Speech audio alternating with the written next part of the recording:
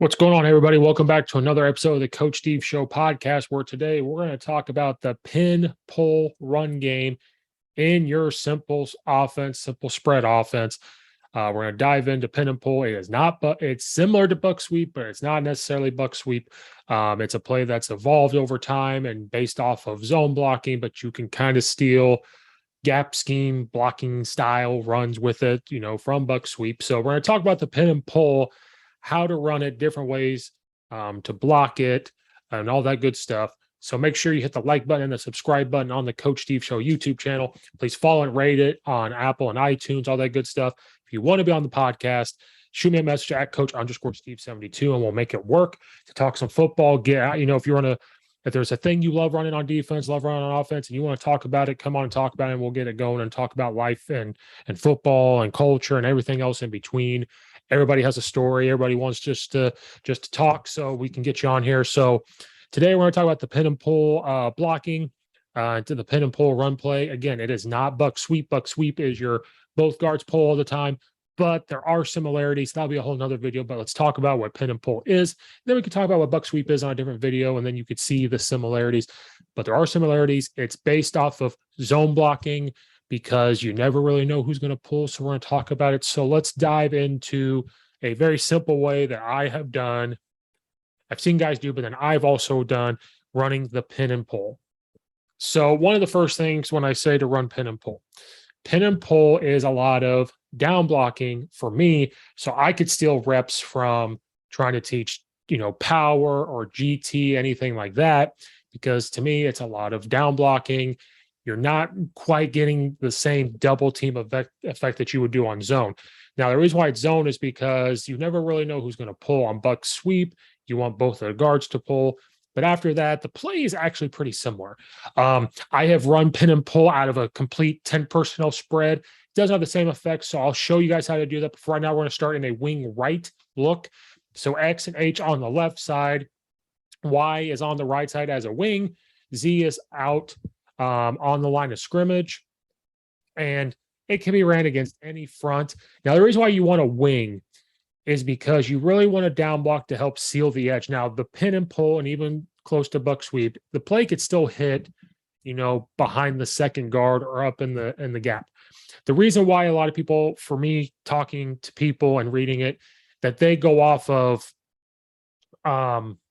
why this is a zone place, because you don't really know all the time who's going to pull. Every lineman has to practice. Your tackle and guard can pull. Your center can pull with a guard. Your center and other backside tackle can pull as well. So buck sweep, we know that both guards are pulling. This one, we sometimes don't know. It mainly depends on how the defense is lined up. So right now, if we have a pin and pull going this way, sometimes your running back wants to be flat with the quarterback so he gets a nice read. Stays flat down the line, can fall the first guard or fall the second guard, and a buck sweep look. And this one, we don't really know. So you're going to have a 5, a 3, a 1, and a 5. 2 inside linebackers. Offensive guys, yes, we do it. Have a 4-2-5 all the time. This is the easiest front to block. And I apologize. It's just what we do. So you always, for me, I always told our guys, if you call pin and pull to the right, you have to look head up to your inside, okay? If there's a guy head up, probably going to have to block him, right? That's pretty easy. Now, is there a guy down from you? If there is a guy down from you, so on your inside shade, the gap, or even head up the guard, depending on how you game plan, head up the next guy, you are probably down blocking on this guy. Head up, that's just up to you. I would have the guy down block when they're head up. I've had the guys just block head up. So kind of where the zone thing comes from too is being uncovered and covered. So right here, our right tackle to me would be covered because there's an inside shade of a 3 technique. That defensive end outside of him doesn't matter. So our wing can down block. So our wing's going to have to come down hard at a good angle and down block on the end. Our right tackle can also down block. So he's down blocking on that 3 technique. The right guard is not covered with that guy. There's no one head up him, and there's nobody inside of him. No inside shade, no gap or anything like that. So he is going to pull. He's going to pull around. Now, I've seen both, where they end up looking for the outside backer or they're looking back inside. Our center is covered because there's a guy on his inside shade as the one technique. So the center would block down. The guard cannot block the other way. There's nobody there. So he is also pulling. He is finding the first gap he can. So if he ends up hitting A gap, he can, or if he gets B gap, or if he keeps going around. So he could hit there, he could hit more in here, or he could hit more in here. And we're aiming for that backer. So it's similar to power. Now, your left tackle is up to you. Do you want, you can make him go all the way up to the backer, and the quarterback can read this guy and hold him. You could have the left tackle kick him out. Now, to me, when you do that, you better have some type of RPO to occupy that unblocked linebacker, because right now, of course, we have 6 on 6. This guy is an extra guy. So right now we have 5 blocked. Okay. We don't have him, but like we're not getting to him. We have 5 guys blocked. We don't have him blocked because our right guard is going out. So we kind of have to look at that. We can't have him run all the way here and try to get back inside. It's just not a good way to do it. Running back comes flat down the line and he's reading which way to go. Can he follow this guy around with open grass? Cool. If not, he's looking back in here and cutting it up. If you have your left tackle go meet that backer, the quarterback can keep it and run, or you better be running some type of RPO back here where it's a sit route, a slant route, double slants on this backside to where you don't do that. But we can talk about RPOs off that all the time. Another time, what type of RPOs you can do. So that's the decisions you have to make. But you can see where guys are pulling, how they're down blocking. So right here out of a wing is a lot easier to run pin and pull off the wing because we can seal the edge, we can get to the outside. But that's where some of the zone principle similarities come from. So we're going to stay out of our wing right look, but we switched up the front. So now we have a 5, a 3, a 1, and a 5 still in our wing right. Nothing changed with the formation, still running pin and pull to the right. So now things are going to look a little different.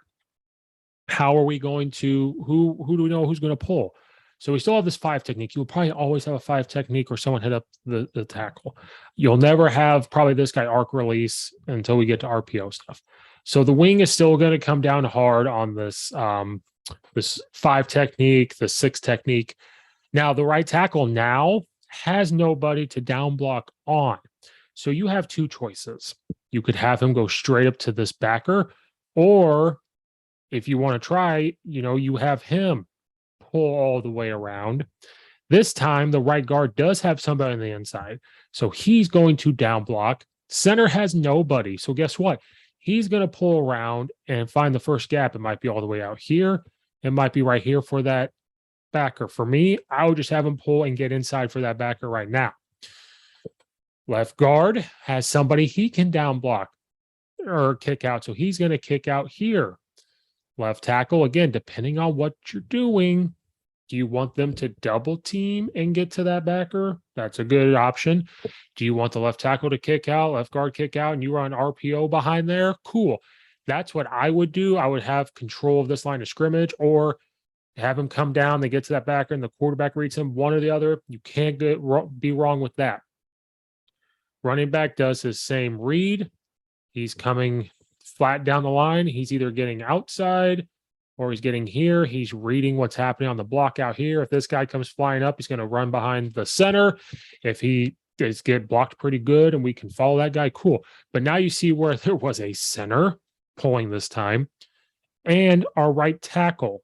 Now, this is where we talk about zone similarities out there, because in zone, you don't always know who you're going to block, because you can start the play covered, then the ball snapped and they leave, you become uncovered, or vice versa. So this is a different way, I guess different, that you could still run pin and pull.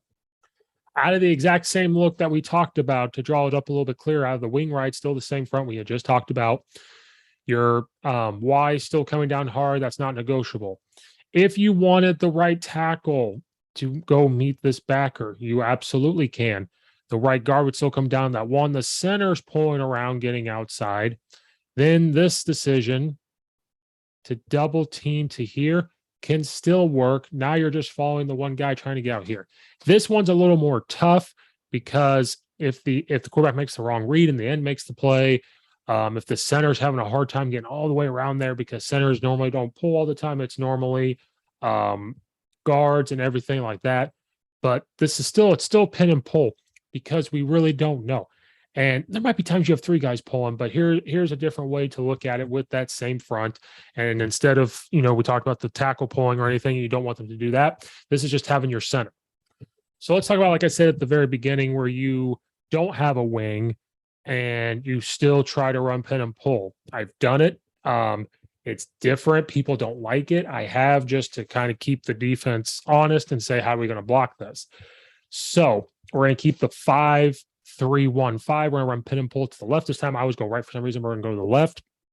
There's no wing or anything. We're in spread right. We're 2x2, 10 personnel. But it's the same rules for the offensive lineman.